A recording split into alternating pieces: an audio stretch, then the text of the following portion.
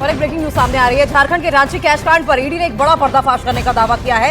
ED का दावा यह है कि झारखंड के मंत्री के पीएस संजीव लाल के घर से बरामद 32 करोड़ रुपए से ज्यादा का कैश सोर्स कहां से हुआ, इस बात की जानकारी मिल गई है। आरोप यह है कि संजीव लाल को वीरेंद्र नाम के शख्स ने करोड़ रुपए कमीशन के रूप में दिए थे। ईडी ने यह भी दावा किया कि संजीव के लिए जहांगीर आलम कमीशन के पैसे इकट्ठा करता था।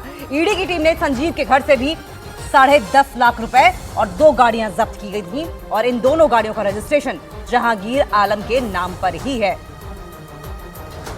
तो संजीव के घर से गाड़ियां मिली हैं, जहांगीर के नाम पर ये गाड़ियां हैं, लेकिन ये जो पैसा, ये कैश जो बरामद किया गया है, इसका सोर्स क्या है, ईडी ने इसका पता लगा लिया है। आपको बताएं कि झारखंड के मंत्री के पीएस संजीव लाल के घर से 32 करोड़ रुपए से ज्यादा का कैश बरामद किया गया था।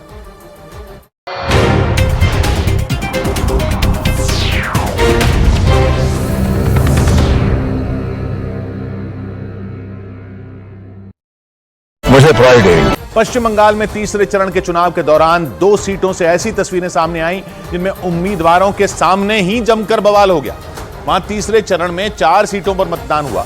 उनमें जंगीपुरा लोकसभा सीट पर वोटिंग के दौरान बीजेपी के उम्मीदवार धनंजय घोष खुद एक टीएमसी कार्यकर्ता से भिड़ गए, जबकि मुर्शिदाबाद लोकसभा सीट के एक वोटिंग बूथ पर लेफ्ट उम्मीदवार मोहम्मद सलीम के सामने टीएमसी समर्थकों ने हंगामा कर दिया। इसके बाद पुलिस के सामने ही टीएमसी के समर्थकों और मोहम्मद सलीम के बीच बहस शुरू हो गई और नौबत हाथापाई तक की आ गई। सीपीआईएम उम्मीदवार मोहम्मद सलीम रास्ता रोक रहे टीएमसी के कुछ समर्थकों को धक्के देकर पीछे धकेलते दिखाई दिए। इसके बाद मामला और ज्यादा बढ़ गया। वहां पर टीएमसी के कुछ और समर्थक इकट्ठा हो गए। सभी ने मोहम्मद सलीम के खिलाफ नारेबाजी शुरू कर दी। अपने खिलाफ हो रही नारेबाजी के बीच मोहम्मद सलीम तेजी से उस पोलिंग बूथ की तरफ बढ़ते दिखाई दिए जहां टीएमसी समर्थकों की गुंडागर्दी की सूचना उन्हें मिली थी। लोगों को डराया जाता है, धमकाया जाता है और सबसे अजीब बात है कि पुलिस अफसर खुद करते हैं।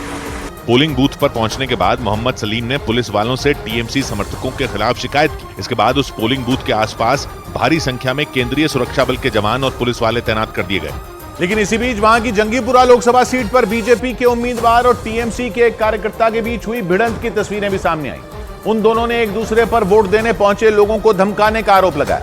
ये बवाल तब हुआ जब जंगीपुर लोकसभा सीट से बीजेपी के प्रत्याशी धनंजय घोष एक मतदान केंद्र पर पहुंचे, लेकिन वहां से निकलने के दौरान ही उनकी टीएमसी के उस कार्यकर्ता से बहस हो गई और देखते ही देखते मामला हाथापाई तक पहुंच गया।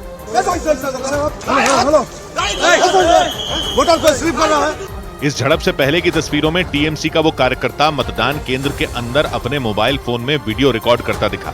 इसी दौरान जंगीपुर लोकसभा सीट से बीजेपी के उम्मीदवार धनंजय घोष वहां पहुंच गए। उन्होंने वीडियो रिकॉर्ड करने पर आपत्ति जताई, लेकिन टीएमसी के उस कार्यकर्ता ने धनंजय घोष पर वोटरों को धमकाने का आरोप लगा दिया। इसी बात को लेकर दोनों में कहासुनी हो गई।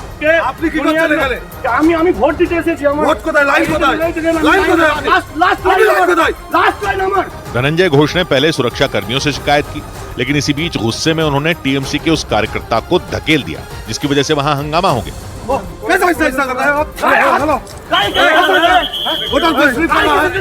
बवाल बढ़ने पर उस मतदान केंद्र पर मौजूद सुरक्षा कर्मियों को बीच बचाव करना पड़ा। बीजेपी उम्मीदवार ने टीएमसी के उस कार्यकर्ता पर वोटरों को डराने धमकाने का आरोप लगाया। एक कुत्ता सीखो जैसे ऐसा व्यवहार कर सकता है तो जनगण का क्या कर सकते हैं। बीजेपी ने इस मामले को चुनाव आयोग के सामने उठाने की भी तैयारी कर ली।